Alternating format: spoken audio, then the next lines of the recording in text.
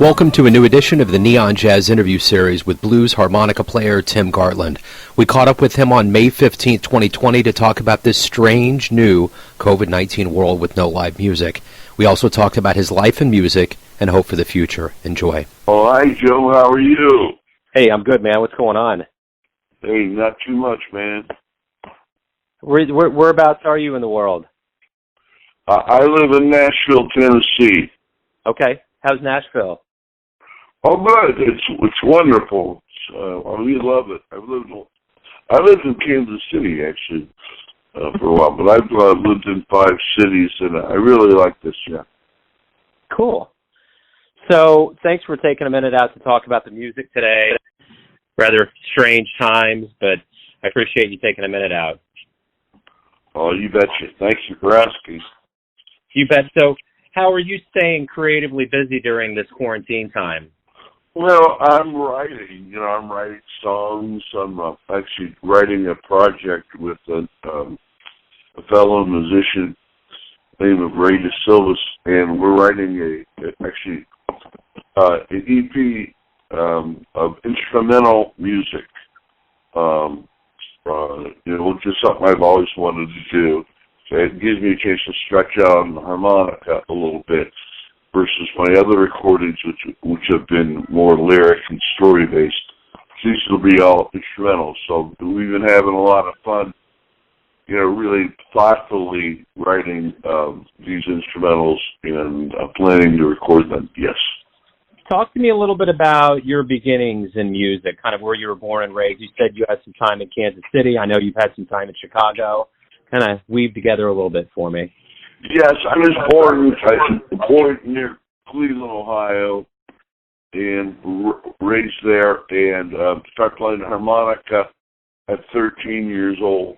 I'm from a musical family, so I was playing with them a lot. And then I saw Muddy Waters at 14, and I think a lot of musicians have that seminal moment where they go, well, yeah, that's it, boom. So having seen him, it was very inspirational. So I decided to really double down on working on the harp and playing blues mostly. Then I graduated Kansas State University, and then from there I migrated to Chicago and did some playing there and met a lot of great cats, and then moved to Kansas City.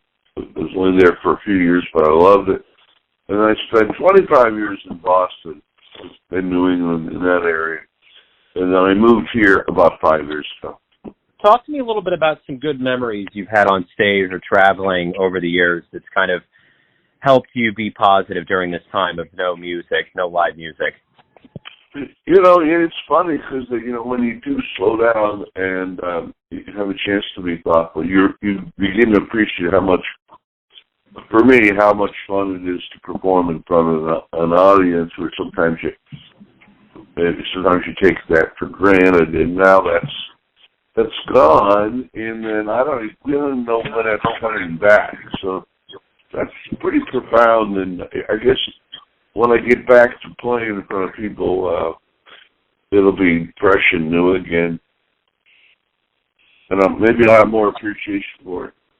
What do you like the best about being a musician?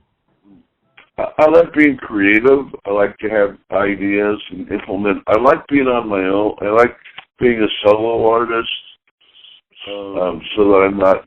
I've been in bands, and I prefer to be a solo artist. I don't know. It's more freeing that way. Though I do a lot of collaboration.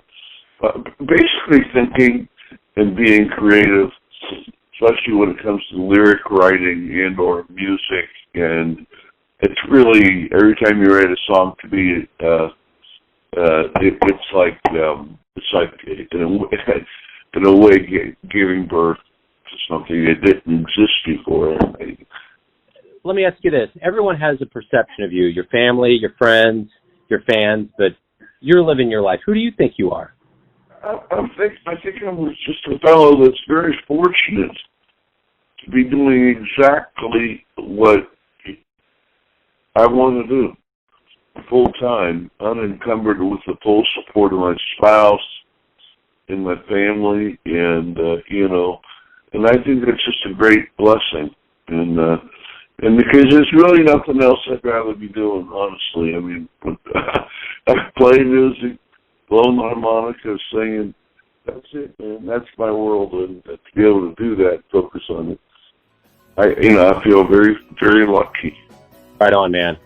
Hey, I thank you for taking a little time out for Neon Jazz today. Really appreciate it. And stay safe. Good luck with everything. And I appreciate it. You betcha. And thank you very much. And I'll look you up next time and go travel to Kansas City for some Arthur Bryant's barbecue. Thanks for listening and tuning in to another Neon Jazz interview, where we give you a bit of insight into the finest players in Chicago, Kansas City, and spots all over the world, giving fans all that jazz. Thanks to Tim for his time, energy, and cool. If you want to hear more interviews, go to Famous Interviews with Joe Domino in the iTunes Store. Visit neonjazz at youtube.com, and for everything Neon Jazz all the time, go to the neonjazz.blogspot.com. Until next time, enjoy the jazz, my friends.